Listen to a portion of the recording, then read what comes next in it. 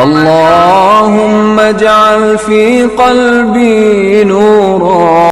سامعین سے گزارش کی جاتی ہے کہ ہمارے دونوں چینلز کے پلیٹ فارم سے جتنی بھی آڈیو بکس کی ریکارڈنگ کمپلیٹ ہو چکی ہے اسے خود بھی سنیں اور زیادہ سے زیادہ شیئر کرنے کی کوشش کریں، اور ہمارے سوشل میڈیا پلیٹ فارم کے لنکس ڈسکرپشن میں دیے گئے ہیں، ہمیں سبسکرائب اور فالو ضرور کریں تاکہ آپ کو ضروری اپڈیٹس ملتے رہیں، اور ہماری ٹیم کی فنانشیل سپورٹ کے لیے پیٹریون کی لنک ضرور چیک کریں۔ جزاک اللہ۔ بسم اللہ الرحمن الرحیم۔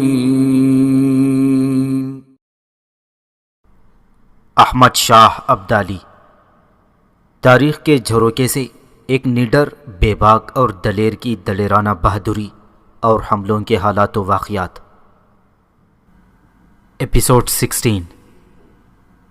دہلی کے معاملات کو طے کرنے کے بعد احمد شاہ ابدالی نے سب سے پہلے اپنے قاصد مرہٹوں کی طرف بھجوائے تھے اور انہیں اطاعت اور فرما برداری قبول کرنے کی ترغیب دی۔ مرہٹوں کا لشکر اس وقت دہلی کے نواح میں پڑاؤ کیے ہوئے تھا۔ اس لشکر کا اصل جرنیل تو مرہٹوں کے پیشوا بالاجی راؤ کا بھائی رگھوناتھ راؤ تھا، لیکن جب رگھوناتھ راؤ نے دیکھا کہ دہلی کے حکمرانوں اور احمد شاہ ابدالی کے درمیان صلح ہو گئی ہے تو وہ اپنے ایک جرنیل مانک شور کو اپنے لشکر کا کماندار بنانے کے بعد واپس پونا کی طرف چلا گیا تھا، اور اپنے جرنیل مانک شور کو رگھوناتھ نے حکم دے دیا تھا کہ وہ کسی بھی صورت احمد شاہ ابدالی کی اطاعت اور فرما برداری نہ کرے گا، اس لیے کہ مرہٹے ہرگز یہ نہیں چاہتے تھے کہ ہندوستان کی مغل سلطنت اور احمد شاہ ابدالی کے درمیان صلح ہو۔ وہ تو چاہتے تھے کہ احمد شاہ ابدالی کے خلاف جنگ کی جائے اور اسے ہندوستان سے نکال باہر کیا جائے۔ احمد شاہ ابدالی کو نکالنے کے بعد مرہٹے مغل سلطنت پر حملہ آور ہو کر اس پر بھی قبضہ کرنے کے خواب دیکھ رہے تھے۔ لہٰذا جب احمد شاہ ابدالی کے قاصد مرہٹوں کے لشکر میں پہنچے اور لشکر کے سپہ سالار مانک شور کو احمد شاہ ابدالی کا پیغام دیا گیا تو مانک شور نے بڑے سخت الفاظ میں احمد شاہ ابدالی کی تابعداری اور فرما برداری قبول کرنے سے انکار کر دیا، اور قاصدوں کے ہاتھ کہلا بھیجا کہ احمد شاہ ابدالی سے کہہ دیا جائے کہ یہ مغل سلطنت نہیں کہ جو پکے ہوئے پھل کی طرح ان کے سامنے آ گرے گی، اور اگر کھلے میدانوں میں احمد شاہ ابدالی نے مرہٹوں سے ٹکرانے کی کوشش کی تو مرہٹے اسے دن کے وقت تارے دکھا دیں گے، اسے ایسے ناخن چنے چبوائیں گے کہ احمد شاہ ابدالی کابل کی طرف بھاگنے کی راہیں تلاش کرتا پھرے گا۔ یہ پیغام جب احمد شاہ ابدالی کو پہنچا تو احمد شاہ ابدالی نے مرہٹوں سے ٹکرانے کا عزم کر لیا تھا۔ مرہٹوں کی طرف سے یہ جواب ملنے کے بعد احمد شاہ ابدالی نے اپنے قاصد بھرت پور کے راجہ سورج مل کے بیٹے جواہر سنگھ کی طرف روانہ کیے، جو لاہور کے نواح میں اپنے لشکر کے ساتھ پڑاؤ کیے ہوئے تھا۔ اسے بھی احمد شاہ ابدالی نے اپنی اطاعت اور فرما برداری قبول کرنے کی ترغیب دی۔ جو قاصد احمد شاہ ابدالی نے جواہر سنگھ کی طرف بھجوائے تھے انہوں نے بھی واپس آ کر ویسا ہی جواب احمد شاہ ابدالی کو سنایا جیسا جواب اسے مرہٹوں کی طرف سے ملا تھا۔ سورج مل کے بیٹے جواہر سنگھ نے بھی احمد شاہ ابدالی کی فرما برداری قبول کرنے سے انکار کر دیا تھا اور احمد شاہ ابدالی کو کھلے میدانوں میں جنگ کی دعوت دے ڈالی تھی۔ اس صورتحال میں احمد شاہ ابدالی نے عبداللہ، شاہ ولی خان، جہان خان اور برخوردار خان کو اپنے خیمے میں طلب کیا۔ جب یہ چاروں احمد شاہ ابدالی کے خیمے میں آئے تو احمد شاہ ابدالی نے ان سب کو اپنے سامنے بیٹھنے کو کہا۔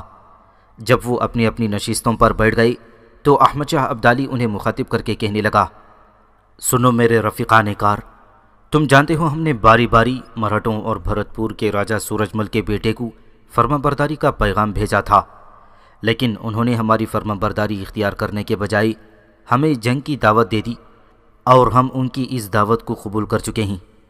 سنو میرے عزیزوں، پہلے مرہٹوں کے خلاف جنگ آرائی کی جائے گی۔ میں یہاں تمہیں یہ بھی بتاتا چلوں کہ مرہٹے اور بھرت پور کا راجہ سورج مل ایک دوسرے کے بدترین دشمن ہیں، اور وہ جنگ میں ایک دوسرے کی مدد نہیں کریں گے، اور اگر وہ ایک دوسرے کی مدد کریں گے تو اس کا بھی ہم دفاع کر کے رہیں گے۔ میرے ساتھیوں، لشکر پہلے ہی 4 حصوں میں تقسیم ہے۔ سب سے پہلے شاہ پسند کا دستہ آگے بڑھے گا، اس کے ذمے مرہٹوں پر ضرب لگانے کا کام لگایا جائے گا۔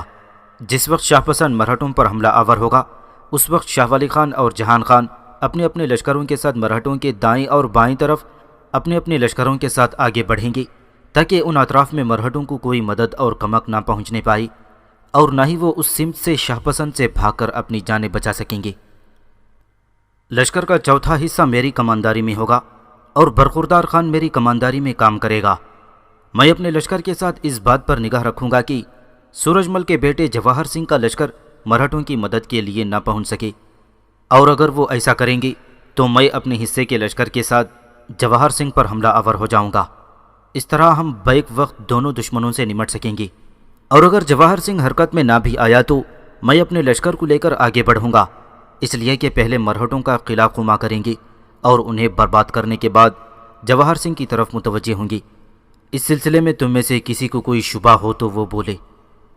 جب عبداللہ، شاہ ولی خان، جہان خان اور برخوردار خان میں سے کوئی نہ بولا تو احمد شاہ ابدالی خوشی اور اطمینان کا اظہار کرتے ہوئے کہنے لگا، تمہاری خاموشی بتا رہی ہے کہ تم میری تجویز سے پوری طرح متفق ہو۔ اب اپنے اپنے لشکر کے ساتھ روانہ ہو جاؤ، ہم یہاں سے کوچ کریں گے اور مرہٹوں پر ضرب لگائیں گے۔ اس کے ساتھ ہی وہ چاروں احمد شاہ ابدالی کے خیمے سے باہر نکل گئے۔ اپنے لشکر کی روانگی سے قبل محتاط طریقہ اپناتے ہوئے احمد شاہ ابدالی نے یہ تجویز اختیار کی تھی کہ اپنے جاسوس اور طلایہ گر دستے اپنے اطراف میں پھیلا دیے تھے۔ یہ طلایہ گر دستے اور جاسوس ایسے خونخوار تھے کہ جہاں کہیں بھی انہیں دشمن کا کوئی جاسوس ملتا اس کی گردن کاٹ کر رکھ دیتے۔ یہ کام کرنے کے بعد احمد شاہ ابدالی کا لشکر آگے بڑھا۔ عبداللہ اپنے لشکر کے ساتھ سیدھا مرہٹوں کے لشکر کی طرف بڑھا تھا، اور جس کی کمانداری سکھ مرہٹوں کا ایک نامور جرنیل مانک شور کر رہا تھا، جبکہ جہان خان اور شاہ ولی خان کافی فاصلہ رکھ کر مرہٹوں کے لشکر کے دائیں بائیں پہلوؤں پر دور تک پھیل گئے تھے۔ مرہٹوں کو صرف یہی خبر ہونے پائی تھی کہ شاہ پسند ان کے مقابلے پر آ رہا ہے۔ انہیں ان کے مخبر یہ اطلاع نہ کر سکے تھی کہ ان کے اطراف میں شاہ ولی خان اور جہان خان بھی اپنے لشکروں کے ساتھ پھیل چکے ہیں، اس لیے کہ احمد شاہ ابدالی نے جو اپنے جاسوس اور طلایہ گر دستے روانہ کیے تھے انہوں نے مرہٹوں کے جاسوسوں کو پکڑ کر ان کا صفایا کر دیا تھا، لہٰذا مرہٹوں کو صحیح خبریں نہ پہنچ پا رہی تھیں۔ عبداللہ جب اپنے لشکر کے ساتھ مرہٹوں کے سامنے آیا تو مرہٹوں کا جرنیل مانک شور بے حد خوش اور مطمئن تھا۔ اس نے اندازہ لگا لیا تھا کہ اس قطر لشکر کو لمحہ بھر کے اندر وہ اپنے سامنے سے بھاگ جانے پر مجبور کر دے گا۔ اسی خوش فہمی کے تحت مانک شور نے حملہ آور ہونے میں پہل کر دی تھی۔ مانک شور کی سرکردگی میں مرہٹے، جو بڑے خونخوار اور تلوار کے دھنی خیال کیے جاتے تھے، دشت جنون میں آندھیوں کے حریف، تعصبات کی سرسر، موت کی کھلی آغوش کی طرح عبداللہ اور اس کے لشکر پر حملہ آور ہوئے تھے۔ وہ عبداللہ کی اگلی صفوں پر زہر بھری فضاؤں میں عصیان میں ڈوبی ہوئی انسانیت کی عریانی اور فرغل پوش اژدہے کی طرح ٹوٹ پڑے تھے۔ بڑی تیزی سے حملہ کرتے ہوئے انہوں نے فکر کے قاتل اور جذبات کے جلاد بن کر عبداللہ کے لشکر کے اندر دور تک گھسنے کی کوشش کی تھی۔ دوسری طرف عبداللہ بھی اپنے لشکر کے ساتھ بڑا محتاط، بڑا مستعد تھا۔ مرہٹوں کے اس حملے کو کمال جرأت مندی کا مظاہرہ کرتے ہوئے روکا۔ اس نے جوابی حملہ نہیں کیا، بلکہ حوادث میں ایک حادثہ حلقہ خودساز کی تقدیر، زمین کا جگر نہ آسودہ اور سیسا پلائی دیوار بن کر مرہٹوں کے حملوں کو روکتا رہا۔ مرہٹے عبداللہ کے مقابلے میں تعداد میں بہت زیادہ تھی، لہٰذا عبداللہ کسی طریقے، کسی جنگی چال کے تحت انہیں اپنے سامنے زیر اور مغلوب کرنے کا تہیہ کیے ہوئے تھا۔ عبداللہ نے جب اندازہ لگایا کہ حملہ آور ہونے میں مرہٹوں نے اپنا پورا زور صرف کر دیا ہے، اور یہ کہ اپنی پوری قوت لگانے کے باوجود بھی وہ اس کی صفوں کے اندر گھسنے میں کامیاب نہیں ہوئے، تب عبداللہ نے اپنے چہرے سے صبر و تحمل کی کرنوں کا نقاب اتار پھینکا۔ بحر کا طوفان، فطرت کے مرقع، وقت کے دھارے میں حوادث کی لہروں کی طرح وہ حرکت میں آیا۔ دفاع سے نکل کر وہ جارحیت پر اتر آیا، اور مرہٹوں پر وہ دہکتی ہواؤں، سلگتی فضاؤں، وقت کے کرب مسلسل، ہزاروں سماعتوں کی مکروہ آوازوں، صحرا میں نفرتوں کے سیلاب، اور اس آگ کی طرح حملہ آور ہوا تھا جس میں بحر و بر سبھی ابل اور پگھل پڑیں۔ دونوں طرف سے زوردار حملوں کی بنا پر دہلی کے نواح میں میدان جنگ عجیب سی کیفیت اختیار کر گیا تھا۔ دھواں زدہ زمین کی کراہ اور لرزتے کانپتے سانسوں سے لگتا تھا آسمان کی گردش دھواں زدہ زمین کی کراہ اور لرزتے کانپتے سانسوں میں قضا کی زنجیریں کھڑکھڑانے لگی ہوں۔ میدان جنگ یوں خون آلود ہونے لگا تھا جیسے صبح کی رگ رگ سے خون رس پڑا ہو۔ ہر کوئی یوں ایک دوسرے کا گلا کاٹنے کے درپے تھا، گویا زمین کے ہاتھ خلاف معمول آسمان کی طرف دراز ہونا شروع ہو گئے ہوں۔ میدان جنگ میں چاروں طرف ایک شور، ایک واویلا مچ گیا تھا۔ کوئی بھی آواز صاف سنائی نہ دے رہی تھی۔ چیخیں، پکاریں، گھوڑوں کے ہنہنانے کی آوازیں ایسا سما باندھ گئی تھیں جیسے راہوں کے مناجات میں، جیسے کاہنوں کے نیاز میں وقت کی ہولناک آوازیں گھسنا شروع ہو گئی ہوں۔ کافی دیر تک یہ ہولناک جنگ جاری رہی۔ میدان جنگ کے بائیں طرف ایک لشکر کے ساتھ جہان خان اور دائیں طرف شاہ ولی خان بڑی بے چینی سے جنگ کے نتائج کا انتظار کر رہے تھے، اس لیے کہ ان کے مخبر جنگ کے لمحے لمحے کی خبریں ان تک پہنچا رہے تھے۔ دوسری طرف عقب میں احمد شاہ ابدالی بھی بڑی بے چینی اور شدت کے ساتھ جنگ کے نتائج کا منتظر تھا، اس لیے طلایہ گر دستے بھی مرہٹوں کے ساتھ عبداللہ کی جنگ کے ایک ایک ساعت کی خبریں اس تک پہنچا رہے تھے۔ میدان جنگ مرکب جہل کا فطور بنا رہا۔ صحرا کا سکوت، قبر کی خاموشیاں انسانی جسموں کو تو کاٹتی رہی تھیں، کہکشاؤں کی چپ، فضاؤں کا سراسیمہ حصار روحوں کو آواز دیتا رہا تھا۔ میدان جنگ تلاتم کا ایک خروش بنا ہوا تھا۔ ماہ و سال کے بہتے سیلاب میں اجالوں کے جنازے نکلتے جا رہے تھے۔ وقت کی اٹھتی بساط میں آندھیوں کی دستک کے سامنے تمدن کے سفنے غرق ہو رہے تھے۔ ابن آدم لہو لہو اور اس کے عزائم خون خون ہوتے رہے تھے۔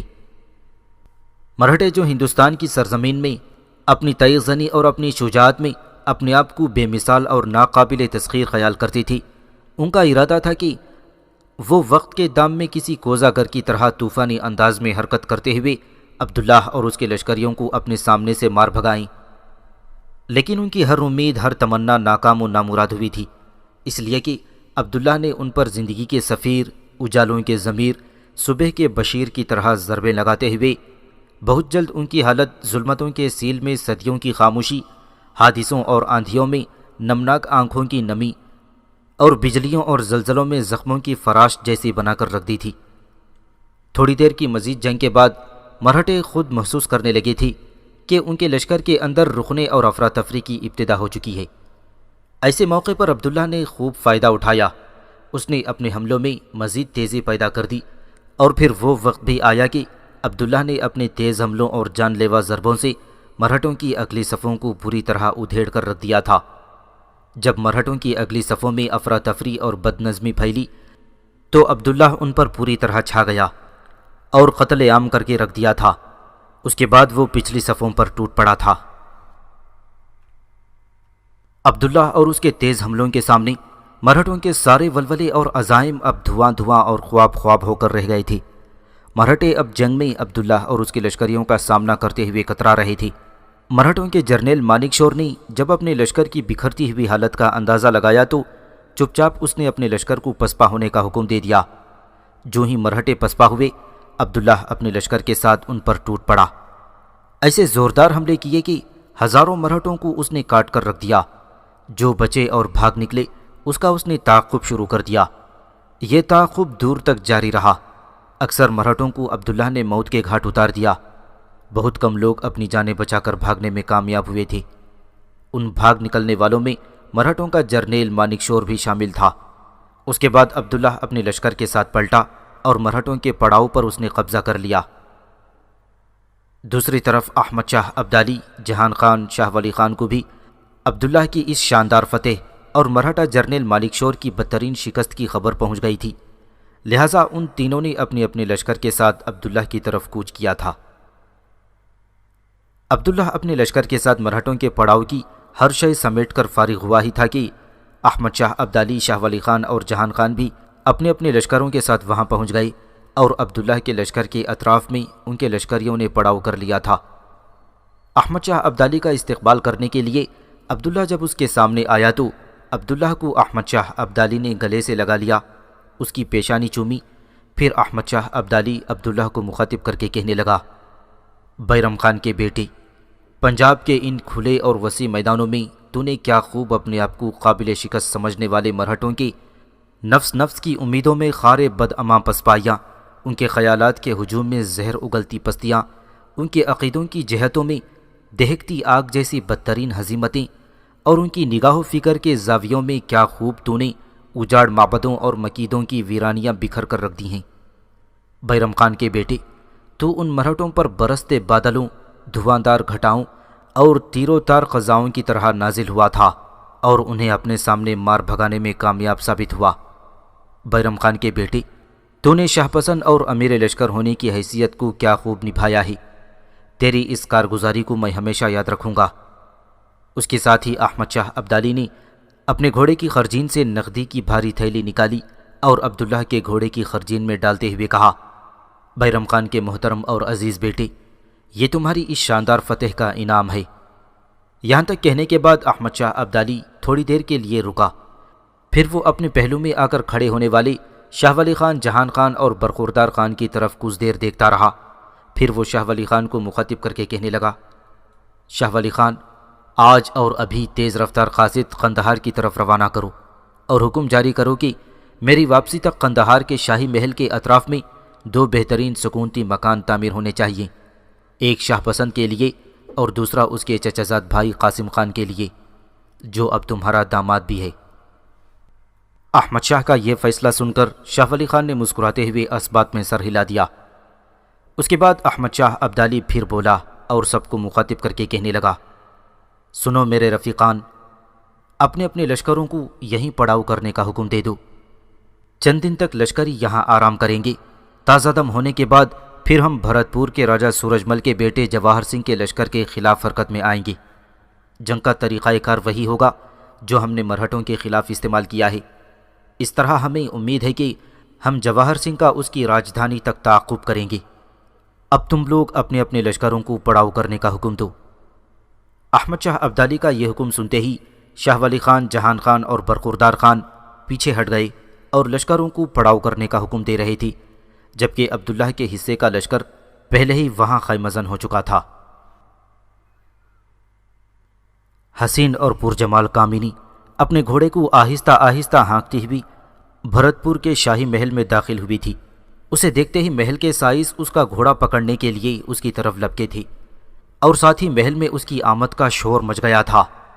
جس وقت سائس اس کا گھوڑا پکڑ کر استبل کی طرف لے جا رہے تھے، اسی وقت محل کے اندرونی حصے سے کامنی کا باپ سورج مل اور اس کی ماں رام کلی بھی نکل آئی تھی۔ انہیں دیکھتے ہی کامنی بھاگی اور باری باری ان سے گلے مل گئی تھی۔ پھر وہ دونوں کامنی کا ایک ایک بازو تھامے محل کے اندر لے گئی تھی۔ کامنی کے ماتا اور پتا اسے محل کے ایک کمرے میں لے گئے۔ دونوں نے کامنی کو اپنے پاس بٹھایا۔ پھر کامنی کا باپ سورج مل بڑی شفقت، بڑے پیار سے کامنی کو مخاطب کرتے ہوئے کہنے لگا، کامنی بیٹی، تو نے 2 سال کا عرصہ ہم سے جدا رہ کر گزارا ہے۔ وہ عرصہ ہم دونوں میاں بیوی نے کیسے کاٹا اس کا مت پوچھنا۔ بیٹی، ایک ایک گھڑی، ایک ایک لمحہ تمہارے انتظار میں گزارنا مشکل اور دو بھر ہو رہا تھا۔ پر یہ تو کہو، تم نے جاسوسوں کے ذریعے یہ اطلاع بھیجی تھی کہ تم احمد شاہ ابدالی کے جرنیل شاہ پسند کو اپنا اسیر اور قیدی بنا کر اپنے ساتھ لاؤ گی، لیکن میری بیٹی، میں دیکھتا ہوں کہ تم اکیلی ہی آئی ہو۔ جواب میں کامنی نے احمد شاہ ابدالی کے لشکر سے نکلنے، عبداللہ کو اپنا اسیر بنانے اور پھر اس کے بعد پیش آنے والے واقعات اپنے ماں باپ کو تفصیل کے ساتھ سنا ڈالے تھے۔ اس پر سورج مل کسی قدر اطمینان کا اظہار کرتے ہوئے کہنے لگا، کوئی بات نہیں بیٹی، اگر تم اسے اپنا قیدی اور اسیر بنا کر ساتھ نہیں لا سکی تو اس سے کوئی فرق نہیں پڑتا۔ اب ہم تو اس پر بھی شکر گزار ہیں کہ تم احمد شاہ ابدالی کے لشکر سے اپنی جان کی سلامتی کے ساتھ واپس آنے میں کامیاب ہو گئی ہو۔ یہاں تک کہتے کہتے بھرت پور کا راجہ سورج مل چپ ہو گیا تھا، اس لیے کہ اس کا ایک پہرے دار اندر آیا اور اسے مخاطب کر کے کہنے لگا، مہاراج، میدان جنگ کی طرف سے ایک جاسوس آیا ہے اور وہ آپ سے کچھ پوچھنا چاہتا ہے۔ سورج مل اپنی جگہ پر بیٹھا رہا اور پہرے دار کو مخاطب کر کے کہنے لگا، اسے فوراً اندر بھیجو تاکہ میں جانوں کہ وہ کیا کہنا چاہتا ہے۔ وہ پہرے دار باہر نکل گیا تھا۔ تھوڑی دیر بعد وہ ایک جاسوس کو اپنے ساتھ لے کر آیا اور سورج مل کے استفسار پر وہ کہنے لگا، مہاراج، میں یہ بری خبر لے کر آیا ہوں کہ احمد شاہ ابدالی کے جرنیل عبداللہ نے، جسے شاہ پسند کہا جاتا ہے، پنجاب کے کھلے اور وسیع میدانوں میں مرہٹوں کو بدترین شکست دی ہے۔ مرہٹوں کے لشکر کا جرنیل مانک شور بڑی مشکل سے شاہ پسند کے ہاتھوں جان بچا کر بھاگ نکلنے میں کامیاب ہوا ہے۔ مرہٹوں کو شکست دینے کے بعد اب احمد شاہ ابدالی کا یہ جرنیل آپ کے بیٹے جواہر سنگھ کا رخ کرے گا۔ یہ خبر سنتے ہی سورج مل اپنی جگہ سے اٹھ کھڑا ہوا اور اپنی بیٹی کامنی کی طرف بڑے پیار سے دیکھتے ہوئے کہنے لگا، کامنی میری بیٹی، تم دونوں ماں بیٹی آپس میں گفتگو کرو، میں چلتا ہوں۔ اور جواہر سنگھ کو یہاں سے مزید کمک روانہ کرنے کے انتظامات کرتا ہوں۔ احمد شاہ ابدالی کا جرنیل شاہ پسند میرے بیٹے جواہر سنگھ پر اگر حملہ آور ہوتا ہے تو میرے بیٹے کے پاس اس قدر لشکر ہونا چاہیے کہ وہ احمد شاہ ابدالی کے اس جرنیل کو شکست دے کر اور اس کا سر کاٹ کر اپنی راجدھانی میں لوٹے۔ اس کے ساتھ ہی سورج مل بڑی تیزی سے اس کمرے سے نکل گیا۔ سورج مل کے جانے کے بعد کامنی کی ماں رام کلی تھوڑی دیر تک اسے بڑے غور سے دیکھتی رہی، پھر وہ بولی اور کامنی کو مخاطب کر کے کہنے لگی، کامنی میری بیٹی، اگر تو برا نہ مانے تو ایک بات تجھ سے پوچھوں۔ اس پر کامنی نے چونک کر اپنی ماتا کی طرف دیکھا اور کہنے لگی، پوچھو ماتا، تم کیا کہنا چاہتی ہو؟ میں تمہاری بات کا کیوں برا مانوں گی؟ اس پر رام کلی پوچھنے لگی، دیکھ میری بیٹی، جس وقت آنے والے جاسوس نے احمد شاہ ابدالی کے جرنیل شاہ پسند کے متعلق خبر دی تھی کہ اس نے مرہٹوں کے جرنیل مانک شور کو شکست دی ہے، تو اس وقت تیرے چہرے پر ہلکی ہلکی مسکراہٹ نمودار ہوئی تھی، اور جس وقت تیرے باپ نے اٹھتے ہوئے یہ کہا تھا کہ جواہر سنگھ کو کمک روانہ کرنی چاہیے تاکہ وہ احمد شاہ ابدالی کے جرنیل شاہ پسند کا سر کاٹ کر اپنی راجدھانی میں لوٹے، اس وقت تیرے چہرے پر دکھ اور افسردگی کے آثار نمایاں ہوئے تھے۔ بیٹی، کیا میں ان تاثرات کی وجہ پوچھ سکتی ہوں؟ اس پر کامنی تھوڑی دیر تک خاموش رہی، پھر وہ اپنی ماں رام کلی کو مخاطب کر کے کہنے لگی، دیکھو ماتا، میں تم سے ہر بات سچ اور حقیقت پر مبنی کہوں گی، گو سچی بات کڑوی لگتی ہے، پر میں تم سے جھوٹ نہیں بولوں گی۔ بات یہ ہے کہ جس وقت احمد شاہ ابدالی کے جرنیل شاہ پسند نے لاہور کی نواح میں مجھے شکست دی تھی اور مجھے اسیر کر لیا تھا، اس وقت سے مجھے اس سے بے انتہا نفرت ہو گئی تھی۔ اسی بنا پر میں نے احمد شاہ ابدالی کے لشکر میں قیام کیا تھا اور تہیہ کر لیا تھا کہ میں اس سے انتقام لے کر جاؤں گی۔ مجھے 2 سال تک وہاں قیام کرنا پڑا تھا، اس لیے کہ وہ ابھی نو عمر تھا اور مغرب کے شہر نادر آباد میں ایک حربی اور دینی مکتب میں زیر تعلیم تھا۔ پھر وہ 2 سال بعد اپنی تعلیم مکمل کر کے لوٹا تھا تو میں نے اس پر اپنی محبت کا اظہار کیا، لیکن میں دنگ رہ گئی کہ اس نے میری خوبصورتی، میرے جسم کی پرکشش ساخت کو کوئی اہمیت ہی نہ دی اور محبت کا جواب محبت سے نہ دیا۔ اس سے اس کے خلاف میری نفرت میں مزید اضافہ ہو گیا تھا۔ پھر جیسا کہ میں پہلے بتا چکی ہوں کہ میں اسے ایک طرح سے اسیر بنانے میں کامیاب ہوئی تھی، لیکن حالات کی بدقسمتی کہ راستے میں میرے محافظوں کو مرہٹوں نے قتل کر دیا اور وہ مجھے پکڑ کر رگھوناتھ کے پاس لے جانا چاہتے تھے۔ رگھوناتھ کا یہ حکم تھا کہ کامنی کو اس کے پاس لایا جائے تاکہ وہ میری آبرو اور عزت کو داغدار کر کے اس کے باپ کے پاس واپس لوٹا دے۔ پر ماتا، دیکھو، شاہ پسند بدترین دشمن تھا، وہ اس موقع پر چاہتا تو میرا سر قلم کر سکتا تھا، لیکن ماتا، اس نے میری عصمت، میری عظمت و عفت کو ترجیح دی۔ میری خاطر، میری حفاظت، میری عصمت کو بچانے کے لیے وہ ان مرہٹوں سے ٹکرا گیا۔ مرہٹوں کا خاتمہ کرنے کے بعد شاہ پسند چاہتا تو تلوار کے ایک ہی وار سے میری گردن کاٹ کر میرا خاتمہ بھی کر سکتا تھا، لیکن اس نے ایسا نہیں کیا اور مجھے میرے حال پر چھوڑ دیا۔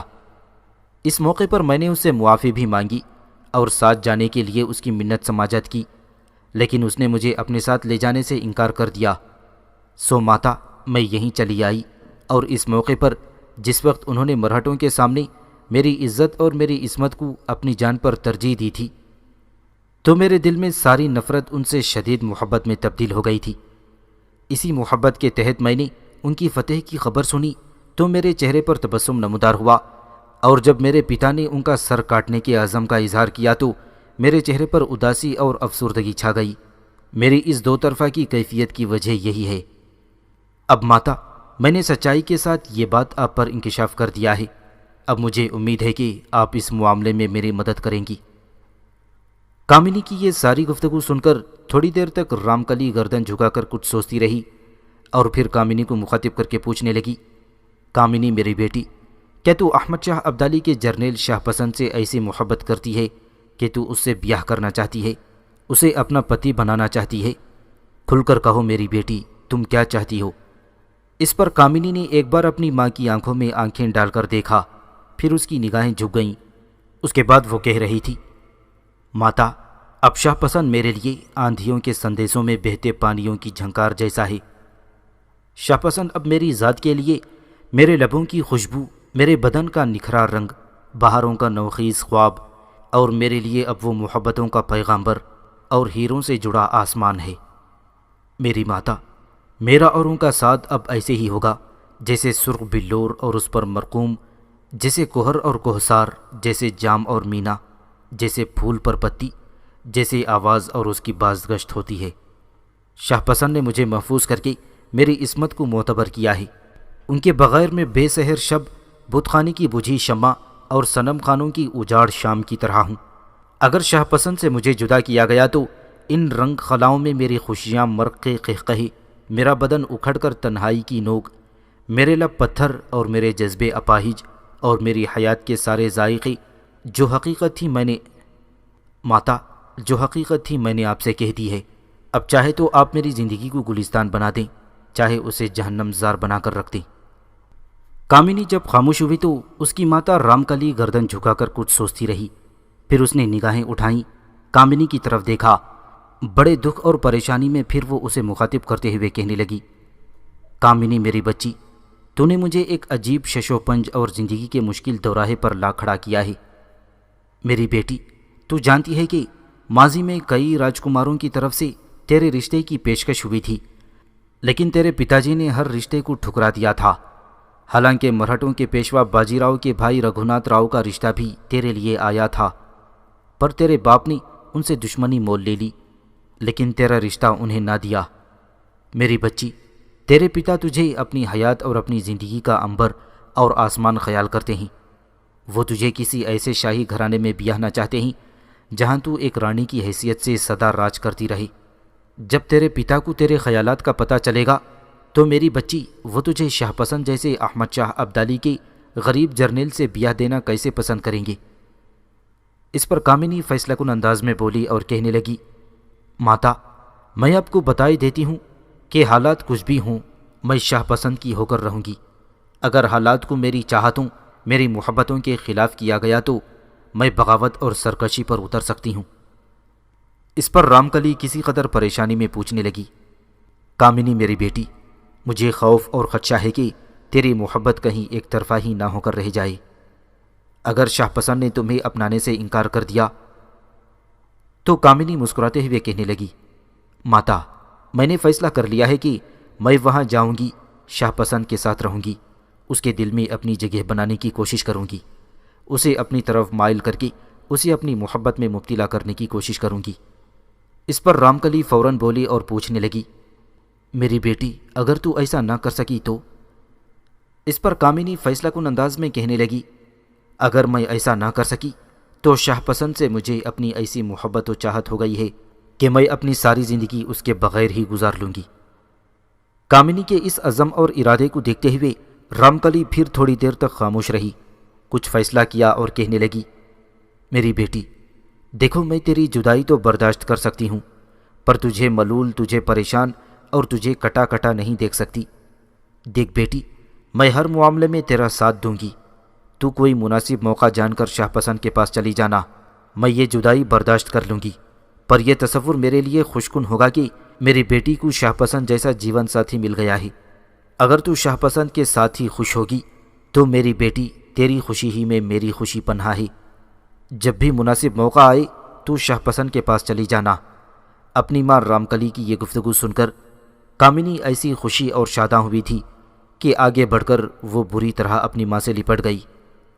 رام کلی اس کے سر پر ہاتھ پھیرنے لگی، پھر خود بھی اٹھی اور کامنی کو اٹھاتے ہوئے کہنے لگی، میری بچی، اب تو کھانا کھا لے، خوش رہ، تو اداس اور افسردہ نہ ہو، ہر کام تیری مرضی، تیری منشا کے مطابق ہوگا۔ کامنی خوشی خوشی اپنی ماں کے ساتھ ہو لی تھی۔ دوسرے کمرے کی طرف جاتے ہوئے کامنی پھر اپنی ماتا رام کلی کو مخاطب کر کے کہنے لگی، ماتا، اگر تم برا نہ مناؤ تو جواہر بھائی کے لیے پتا جی جس کمک کا انتظام کرنے جا رہے ہیں، اس کمک کی کمانداری میں خود سنبھال کر اپنے بھائی کی طرف روانہ ہوں گی، اور وہاں سے ہی میں شاہ پسند کی طرف چلی جاؤں گی۔ دیکھو ماتا، یہ کام بہت سنگین ہے، اگر میں یہیں پڑی رہی تو کبھی بھی میں لوٹ کر شاہ پسند کی طرف نہیں جاؤں گی۔ یہ جو کمک جواہر بھائی کے لیے جا رہی ہے، یہ میری شاہ پسند کے پاس جانے کا بہترین ذریعہ بن سکتی ہے۔ اس طرح جب میں شاہ پسند کے پاس چلی گئی تو میری غیر موجودگی میں آپ پر بھی کوئی حرف نہیں آئے گا، اور اگر میں یوں ہی گھر سے بھاگ کر گئی تو پتا جی میری غیر موجودگی میں آپ سے ضرور باس پرس کریں گے اور شک و شبے کی نگاہ سے دیکھتے ہوئے آپ سے کہیں گے کہ آپ اپنی بیٹی کے ساتھ ملی ہوئی تھیں۔ بے شک آپ کو میری جدائی کٹھن اور گراں گزرے گی، لیکن بہرحال یہ کام مجھے کرنا ہی ہے۔ اس پر رام کلی بیچاری اداس اور افسردہ ہو گئی اور ٹوٹتی ہوئی بکھرتی ہوئی آواز میں کہنے لگی، دیکھو بیٹی، میں تیرے کسی کام میں دیوار نہیں بنوں گی۔ اگر تو ایسا ہی کرنا چاہتی ہے تو میں تیرے ساتھ ہوں، پر میں پھر تم سے پوچھتی ہوں کہ اگر تو نے اس قدر جلد واپس لوٹ کر شاہ پسند کے پاس جانا تھا تو بیٹی یہاں آنے کی کیا ضرورت تھی؟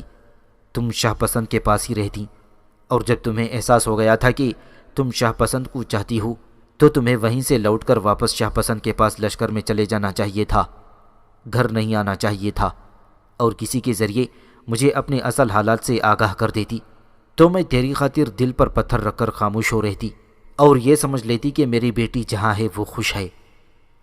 اس پر کامنی بولی اور کہنے لگی، بس ماتا، یہی مجھ سے سب سے بڑی غلطی ہو گئی ہے۔ اس وقت میں نے شاہ پسند کو منانے کی کوشش کی، لیکن وہ غصے اور خفگی کی حالت میں تھے۔ مجھے اپنے ساتھ انہوں نے لے جانا پسند نہیں کیا۔ ان کی غضبناکی اور غصے کو دیکھتے ہوئے ان کی طرف جانے کے بجائے میں ادھر چلی آئی تھی۔ اب مجھے احساس ہے کہ میں نے یہ بہت غلط قدم اٹھایا تھا۔ مجھے شاہ پسند کے پیچھے پیچھے لشکر میں جا شامل ہونا تھا اور ان سے معافی مانگ لینی چاہیے تھی۔ اگر وہ مجھے معاف نہ بھی کرتے تب بھی مجھے وہاں رہنے کے لیے میرا ایک ٹھکانہ ضرور تھا۔ اب میں قاضی ادریس سے بھی معافی مانگوں گی، جن سے مجھے امید ہے کہ وہ مجھے معاف کر دیں گے، اس لیے کہ میں نے ان جیسا نیک اور فراغ دل انسان آج تک نہیں دیکھا۔ رام کلی نے تھوڑی دیر گہری نگاہوں سے کامنی کی طرف دیکھا، پھر وہ پوچھنے لگی، کامنی، کیا میں یہ سمجھ لوں کہ تو اپنا دھرم بھی ترک کر چکی ہے؟ اس پر افسردہ سے لہجے میں کامنی کہنے لگی، ماتا، آپ سے میں کیا چھپاؤں گی؟ آپ میری گردن بھی اڑا دیں تو میں اف نہیں کروں گی، کیونکہ آپ میری ماں ہیں، پر میں آپ سے حقیقت کہتی ہوں کہ میں اپنا دھرم ترک کر چکی ہوں۔ میں 2 سال احمد شاہ ابدالی کے لشکر میں رہی ہوں اور قاضی ادریس مجھے برابر اپنے دین کی تبلیغ کرتے رہے ہیں، بلکہ میرا وہاں قیام کرنے کا اصل مقصد شاہ پسند سے انتقام لینا تھا، لیکن میں ان کی باتیں غور سے سنتی رہی پر ان پر عمل نہ کرتی تھی۔ بہرحال ان کی باتیں ساری کی ساری سچ ہیں۔ پھر جب میں شاہ پسند کو اغوا کر کے لا رہی تھی اور جس نیک نیتی کے ساتھ انہوں نے مرہٹوں سے میری عزت، میرے ناموس اور میری جان کی حفاظت کی تھی، تو ماتا اس وقت مجھے نہ صرف یہ کہ مسلمانوں کے ضابطۂ اخلاق کا احساس اور شاہ پسند کے کردار کی رفعت اور بلندی کا احساس ہوا تھا، بلکہ اس وقت لگاتار 2 سال تک قاضی ادریس جو مجھے تبلیغ کرتے رہے تھے، اس کا ایک ایک لفظ بھی میرے نگاہوں کے سامنے تصویروں کی طرح پھر گیا تھا۔ ماتا، اس تعلیم کو قبول کرتے وقت میرے ذہن میں منافقت تھی، لیکن اب میں انتہائی خلوص اور سچے دل سے شاہ پسند کے دھرم میں شامل ہو چکی ہوں، اور اپنا دھرم ترک کرنے پر اب مجھے کوئی گردن زدنی بھی قرار دیتا ہے تو مجھے کوئی دکھ اور افسوس نہیں ہوگا۔ کامنی کی اس ساری گفتگو کے جواب میں رام کلی تھوڑی دیر تک گردن جھکائی کچھ سوچتی رہی، پھر وہ بولی اور کامنی کو مخاطب کر کے کہنے لگی، دیکھ کامنی میری بیٹی، تھوڑی دیر تک تمہارے پتا جی لوٹ آئیں گے، تو خود ہی ان سے کہنا کہ جو کمک جواہر بھائی کے لیے جا رہی ہے اس کی کمانداری تم خود کرو گی۔ میں کچھ نہیں کہوں گی، اس لیے کہ اگر میں نے اس وقت تمہاری سفارش کی اور تم لوٹ کر نہ آئی تو پھر یہ بات پھیل جائے گی کہ تم اپنے لشکر سے نکل کر شاہ پسند کی طرف چلی گئی ہو، اور تیرے پتا جی مجھ سے ضرور باس پرس کریں گے کہ میں نے کیوں تمہیں اس کمک کی کمانداری سونپنے کی سفارش کی تھی۔ لہٰذا جو کچھ کرنا ہے تو نے خود نہیں کرنا ہے میری بیٹی، اس معاملے میں ایک لفظ بھی نہیں بولوں گی۔ پھر وہ اپنے کمرے میں داخل ہوئی۔ ایک نشست پر جمتے ہوئے کامنی کہنے لگی، ماتا، آپ فکر مند نہ ہوں، میں خود چاہتی ہوں کہ اس سلسلے میں آپ کوئی بات نہ کریں، کیونکہ میرے بعد پتا جی آپ ہی سے باس پرس کریں گے۔ وہ لوٹ آئیں گے تو میں خود ان سے اس پر بات چیت کروں گی۔ اگر انہوں نے مجھے کمک کی کمانداری سونپ دی تو میرے سارے مسائل کا حل نکل آئے گا، اور اگر انہوں نے ایسا نہ کیا تو پھر آنے والی رات کو کسی بھی لمحے میں یہاں سے نکل کر احمد شاہ ابدالی کے لشکر کی طرف کوچ کر جاؤں گی۔ رام کلی نے ہار مانتے ہوئے کہا، بیٹی، جو تیرے جی میں آئے کرنا، میں ہر معاملے میں تیرے ساتھ متفق ہوں۔ اب تو کھانا کھا لے اور اس بات کو چھوڑ۔ اس کے ساتھ ہی رامکلی نے اس کے سامنے کھانا چن دیا اور وہ خاموشی سے کھانا کھانے لگی تھی۔ کھانا کھا چکنے کے بعد کامنی کافی دیر تک اپنی ماں رامکلی کے ساتھ گفتگو کرتی رہی، یہاں تک کہ اس کا پتا سورج مل اس کمرے میں داخل ہوا۔ جب وہ اس کے قریب آ کر بیٹھا تو کامنی نے بڑے پیار اور محبت میں اسے مخاطب کرتے ہوئے کہنے لگی، پتا جی، جو کمک آپ نے جواہر بھائی کی مدد کے لیے تیار کی ہے اس کا کیا بنا؟ اس پر سورج مل بولا اور کہنے لگا، دیکھو بیٹی، کمک تو بالکل تیار ہے۔ اپنے ساتھ وہ جو کوئی ساز و سامان اور ہتھیار لے کر جائیں گے وہ بھی ان کے حوالے کر دیا گیا ہے، اور وہ کمک 1 سالار کی سرکردگی میں آج شام تک یہاں سے کوچ کرے گی۔ اس پر کامنی فوراً بولی اور کہنے لگی، پتا جی، یہ جو کمک آپ جواہر بھائی کے لیے بھجوا رہے ہیں اس کی کمانداری میں خود کروں تو کیا آپ کو کوئی اعتراض ہوگا؟ اس پر سورج مل نے بڑے غور سے اپنی بیٹی کامنی کی طرف دیکھا، پھر وہ کسی قدر پریشانی کا اظہار کرتے ہوئے کہنے لگا، بیٹی، میں ڈرتا ہوں پھر کہیں تم دشمن کے ہاتھ نہ چڑھ جاؤ اور ہم ایک بار پھر تمہارا انتظار کرنے پر مجبور ہو جائیں۔ کامنی فوراً بولی اور کہنے لگی، اس بار ایسا نہیں ہوگا۔ میں نے اگر شاہ پسند سے انتقام نہ لینا ہوتا تو میں اسی وقت گھر لوٹاتی، اور پھر اب تو میں اپنے بھائی کی کمک بھی لے کر جا رہی ہوں، مجھے وہاں رہنا ہوگا، میرا بھائی ساتھ ہوگا۔